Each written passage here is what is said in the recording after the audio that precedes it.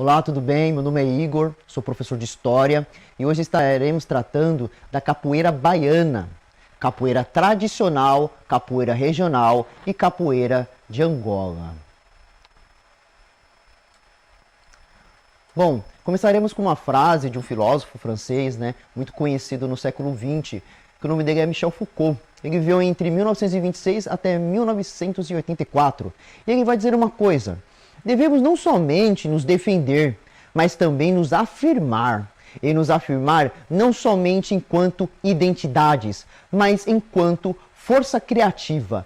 Essa frase é muito importante, no qual a gente pode perceber o seguinte: não somente devemos afirmar nossas identidades, mas também a força criativa. E criatividade é o que a gente vai tratar aqui hoje. Bom, origens da capoeira tradicional baiana. Nós temos aqui no início do século XIX. Aqui a gente tem um quadro de rugendas, Esse quadro ele se chama São Salvador. Ele foi publicado entre 1827 e 1835. Tem uma imagem muito bonita, a gente pode perceber, de Salvador, em dois planos. O plano de trás e esse mais para frente, o que está ao lado esquerdo, inferior. A gente percebe que ao fundo existe a cidade de Salvador, no início do século XIX.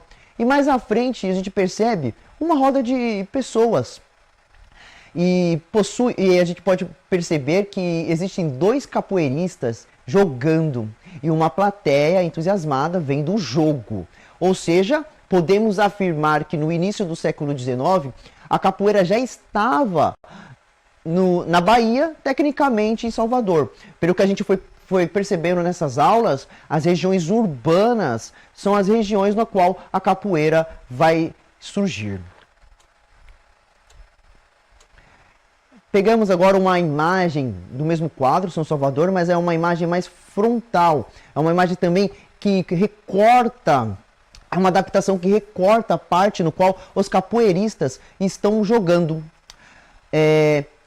Cunha vai dizer o seguinte: o artista alemão deixou ainda um segundo registro iconográfico. Por que ele falou segundo registro iconográfico? Porque o primeiro é o quadro Jogar Capoeira ou Dança da Guerra, que retrata o Rio de Janeiro. E nesse segundo registro iconográfico, ele está falando do quadro São Salvador. Continuando. Deu uma dança-luta de escravos nos arredores de Salvador, que, embora não seja associada pelo título à capoeira, parece bastante com aquela feita nas ruas do Rio de Janeiro, delineando uma atividade amistosa que atraia não só homens, mas também mulheres, ainda que apenas como plateia. A capoeira seria uma brincadeira para os participantes e um espetáculo para quem a observava, configurando-se como um espaço de lazer e sociabilidade. Não devemos deixar de pensar nesta parte. A capoeira está relacionada tanto com o lazer, o momento do lúdico, no qual poderia até ser uma válvula de escape para a sociedade violenta e escravocrata que era daquele momento, e também um momento de sociabilidade no qual as pessoas se encontram para uma socialização e até troca de saberes, conversas, diálogos, e também, que a gente pode perceber, troca de movimentações, porque isso também caracteriza, o diálogo corporal da capoeira. Bom, rugendas, continuando com a análise de Cunha sobre o quadro de rugendas, vai dizer o seguinte: rugendas, em São Salvador, mostra o contexto diferente no qual uma dança-luta, possivelmente a capoeira, também ocorria em uma clareira nos arredores da capital baiana, ou seja, aos arredores, numa zona um pouco mais, a zona periférica do centro de Salvador, estava lá a capoeira. E a gente vai aqui examinar alguns recortes referentes a este quadro. As adaptações são todas de Cunha, tá bom? Existe o espectador ativo. O espectador ativo está olhando, né? Está emocionado também no momento. A gente pode perceber que ele está levantando os braços. No entanto, esse espectador ativo está com uma faca na cintura. Ou seja, muitas vezes existia um momento que a brincadeira, o lúdico, se transformava em luta e poderia ocorrer a violência. Cunha dirá o seguinte: espectador ativo parece cantar com faca à cintura. Então parece que ele está cantando, ou pode estar gritando. No entanto, o Biano também é uma prática da época. No entanto, está com uma faca à cintura, mostrando uma violência implícita que poderia ocorrer no momento do jogo da capoeira. Nós podemos perceber que existem três, né? Uma figura, essa adaptação de Cunha coloca os três capoeiristas juntos, né? Tem dois que estão jogando de forma frontal e um mais atrás que possivelmente pode, hipoteticamente, estar efetuando uma negativa, um movimento que às vezes se chama na atualidade de negativa. O pensamento de Cunha sobre esse momento: um jogador executa um gesto similar a um movimento da capoeira atual, a negativa, no qual uma perna fica flexionada e a outra estendida. Pode ser também um movimento que a capoeira tradicional, a gente pode até ver em muitos jogos, ainda pode ser praticado por alguns capoeiristas, como a mola ou o cavalete. Existe também os pés descalços. Uma coisa que a gente falou nas apresentações anteriores, nas aulas anteriores, que os pés descalços simbolizam a pobreza. Muitas vezes são as pessoas pobres, elas andam descalços. Até a primeira metade do século XX, muitas pessoas vão andar descalços. Isso vai mostrar o local, o extrato social no qual ela se encontra. Pés descalços reforçam a ideia de que seria uma atividade escrava. Lembrando, os escravos andam descalços.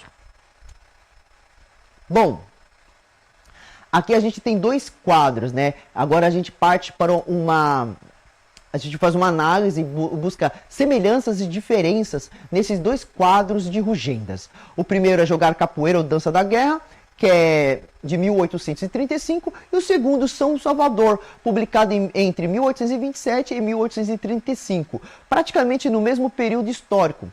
Rugenda produzirá esses dois quadros. Vamos então para a primeira análise que Cunha fará. Esses dois trabalhos iconográficos, iconografia, pessoal, é imagens, tá bom? Imagens, pinturas. Isso é a iconografia. É um termo que os historiadores utilizam na sua área.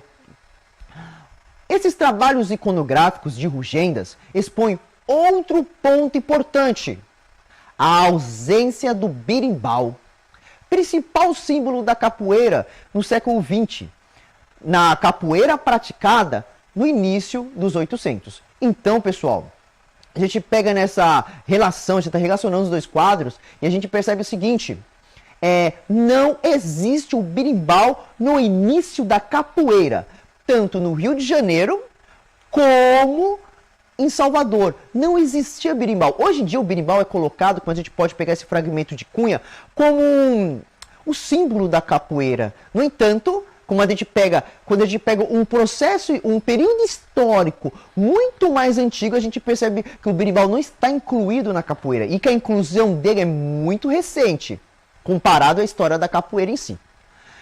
Outro fragmento de Cunha, detalhe da gravura de Rugendas, intitulada Dança da Guerra.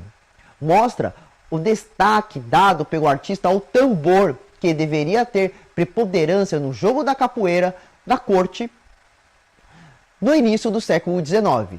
Ou seja, podemos perceber que na capoeira carioca existia o tambor, e o tambor vai marcando o ritmo. Muitas vezes, não somente o tambor, às vezes as pessoas vão gritar, vão assobiar também.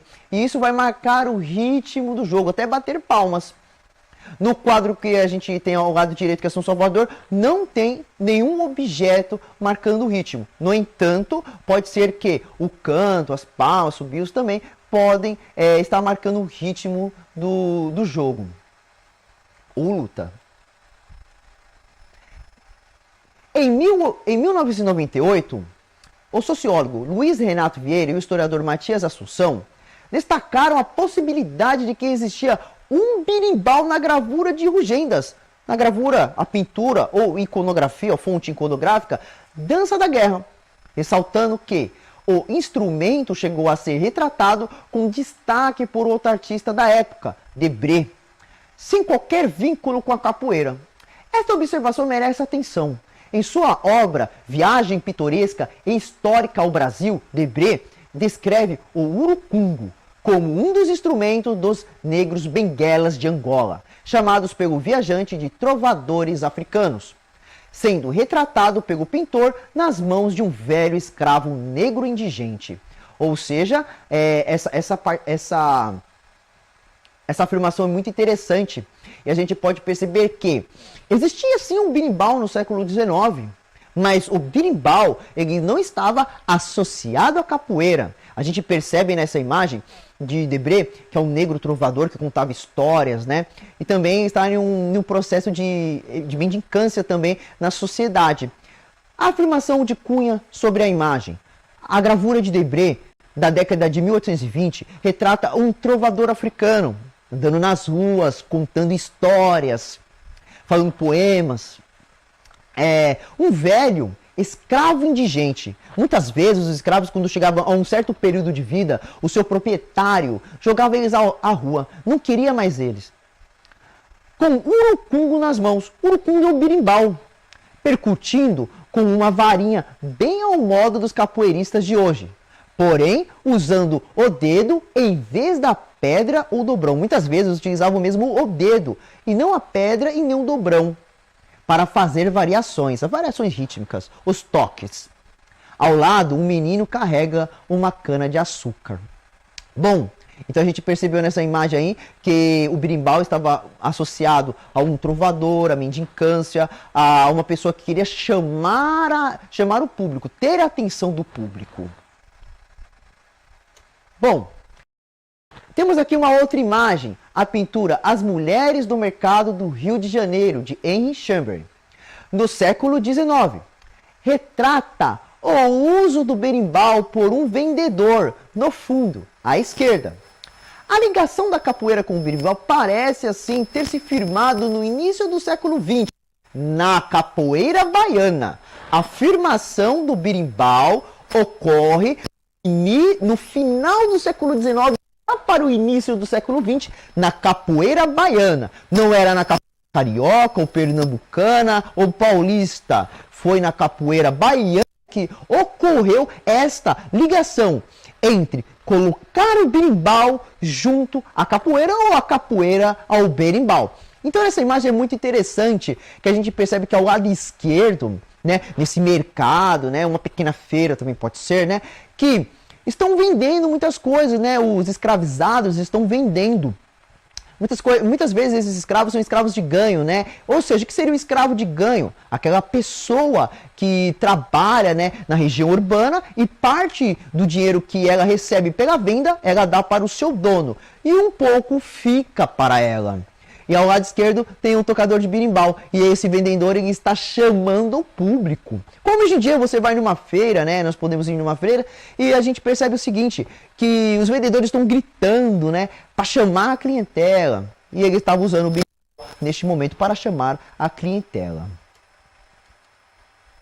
Bom, é possível, através da observação das gravuras, e desenhos da época, supor que o acompanhamento musical veio depois. O acompanhamento musical na capoeira com o berimbau veio no final do século XIX e início do século XX. O máximo que tinha era um tambor, assobios, gritos.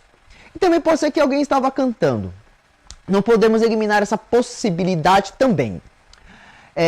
Veio depois. Apesar de não ser taxativo o fato de que a capoeira era inicialmente composta apenas por golpes. Como a gente estudou nas aulas anteriores, a capoeira carioca não tinha música, então era os golpes mesmo. Era mais voltado para a luta, né, em certos momentos. Essa afirmação é de Bonfim. Temos duas afirmações de Cunha. Podemos afirmar que a capoeira do século XIX tinha seu ritmo marcado por palmas, assobios e gritos, né? palmas, assobios e gritos. A capoeira, o ritmo poderia ser marcado dessa maneira. Em muitas ocasiões, também surge a batida do tambor, como responsável pela cadência dos jogadores. Então, às vezes, o tambor também vai ser utilizado. Essa afirmação de Cunha fideliza isso que a gente está afirmando neste momento. Cunha também dirá: a adoção do berimbau como instrumento visceralmente ligado à capoeira ocorreu nesse período, início do século XX. Cunha afirma: início do século XX vai começar a associação entre berimbau e capoeira ou capoeira ao berimbau. Uma sobreposição do arco musical ao tambor, ou seja, quando ocorre essa associação entre a capoeira e o berimbau, automaticamente o tambor que era utilizado muitas vezes vai ser deixado de lado. Esse sim é relatado nas gravuras dos 800 relacionados à capoeira, ou seja, o tambor. Aqui a gente tem uma imagem de um mestre muito antigo, né, da capoeira baiana, que é o mestre Tiburcinho. Ele nasceu por volta, não temos ainda a data certa do seu nascimento nem do seu falecimento. No entanto, por volta de 1870 ele nasceu, ou seja, ele nasceu provavelmente no período da escravidão, viveu o período da abolição e até o momento no qual vai surgir modalidades dentro da capoeira, como a capoeira regional ou a capoeira Angola. Ele viveu então muito a vadiação baiana e estava também nesse período, provavelmente, da junção do berimbau com a capoeira. Bom, partimos agora por uma nova parte. Capoeira tradicional baiana, final do século XIX e até meados de 1945. Pessoal, vocês se perguntaram, você que é capoeirista ou você que não é capoeirista, mas gosta de saber da história afro-brasileira, existia mesmo uma capoeira tradicional baiana? Será que a capoeira regional veio da capoeira Angola? É nesse momento que a gente vai tirar essas dúvidas. E se você tiver alguma dúvida, coloque aí no chat para nós, tudo bem? Mesmo não sofrendo a repressão sistemática de que fora vítima a capoeira carioca, a vadiação baiana tampouco foi vista com bons olhos pela polícia. Ou seja, existia uma perseguição sistemática contra a capoeira no Rio de Janeiro. No entanto, não quer dizer que não existia na Bahia, existia também na Bahia. Como esse fragmento de Veira e Assunção deixa claro, muitas vezes a polícia não via com bons olhos as manifestações de cultura afrodescendente no Brasil, no caso, na Bahia, que podia dispensar a roda e apreender os instrumentos. Muitas vezes os instrumentos são quebrados, apreendidos, e isso gerava revolta nos seus praticantes, tanto do candomblé, da região que é o candomblé, e tanto na prática da capoeira. Devido à ausência de fontes manuscritas, não é possível fazer uma avaliação precisa da repressão policial. Nós temos jornais, né, muitas vezes que falam das apreensões, que a gente vai perceber, das blitz policiais, mas relatos policiais em si, de fontes oficiais, nós não temos sobre esse assunto. Muitas vezes a gente vai trabalhar com as fontes orais, a oralidade, né, o que os mestres antigos vão contar sobre aquele período de repressão à capoeira, tecnicamente no qual a gente está trabalhando nesse momento, na Bahia. Bom, temos aqui um fragmento de um jornal, que é o Jornal à Tarde. Esse jornal é de 2 de outubro de 1923. Assim está: o delegado Gordilho autorizou, então, uma diligência que teve o melhor êxito. Ou seja, ele fez... a gente vai perceber que ele tomou uma ação em determinado local, no qual ele conseguiu sucesso. Manuel Doré, o perigoso feiticeiro, foi apanhado em flagrante quando praticava a sua bruxaria para curar 5 mulheres que o haviam procurado. Olha os termos que é colocado no jornal: feiticeiro, bruxaria. Então são termos pejorativos, né, contra a religião, que é o candomblé. O espertalhão foi conduzido ao Chilindró, da primeira delegacia e bem assim as suas clientes. Na casa do feiticeiro, a polícia prendeu uma infinidade de ganzás, um quadro da Mãe da Água, capacetes, retratos de clientes, saiota vermelha e uma palmatória. Então a gente percebe que esses elementos que vão ser citados no jornal estão relacionados à religião do candomblé, ou seja, no segundo decênio do século XX, a perseguição contra as manifestações culturais de origem africana dentro da Bahia eram perseguidas. E não somente dentro da Bahia, dentro do Brasil em si. Bom, esse toque, agora uma coisa importante, né, a afirmação de Hegel, esse toque cavalaria era usado para denunciar a presença do famigerado esquadrão de cavalaria, que teve o auge de sua atuação contra o candomblé e os capoeiras, na administração do temível delegado de polícia Pedro de Azevedo Gordilho, o mesmo que está relacionado ao fragmento do jornal. No período de 1920 a 1927. Ou seja, o toque de cavalaria ele é inventado para avisar, né, que as forças policiais estão chegando, né, na roda de capoeira e para os capoeiras se dispersarem, muitas vezes. O que ocorre? Muitos capoeiristas, como até um relato mesmo de uma narrativa do mestre Pastinha, que fala que na ponta do baú ele colocava uma pequena faca no qual ele se defendia, porque ele não queria que seus instrumentos musicais fossem quebrados pela polícia. Ou seja, a partir disso a gente está percebendo o quê? Houve sim repressão contra a capoeira baiana. Bom, temos aqui uma imagem muito interessante, né, do Pierre Weger. Essa imagem está relacionando a capoeira tradicional baiana. Agora a gente vai entender um pouco a capoeira tradicional baiana através de imagens. Essa imagem é da década de 40. Sim, na década de 40 existia ainda a capoeira tradicional baiana. A gente percebe que existem vários espectadores, o berimbau, pandeiro, né?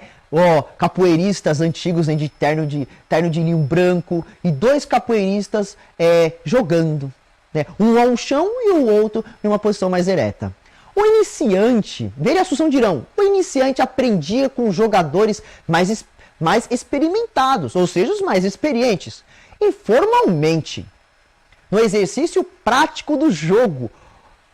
Apesar de existirem os cobras, não havia uma rigorosa exigência do domínio da técnica do jogo, mas apenas do conhecimento do ritual da roda. Olha que interessante esse aspecto da capoeira tradicional baiana. Os jogadores não aprendiam em estabelecimentos, em locais, academias. Eles aprendiam olhando, aprendiam no dia a dia. Eles iam em uma roda e aprendiam os movimentos. Aprendiam também significados sobre o ritual da roda. Ou seja, era um momento educativo, mas informal, que ocorria no jogo da capoeira tradicional baiana. E outro aspecto importante, não havia uma exigência da técnica. Hoje a gente pode perceber que existe, de acordo com algumas escolas de capoeira, existe alguma exigência. Mas nesse momento não. O que importa é saber o seguinte: como funciona o ritual da roda.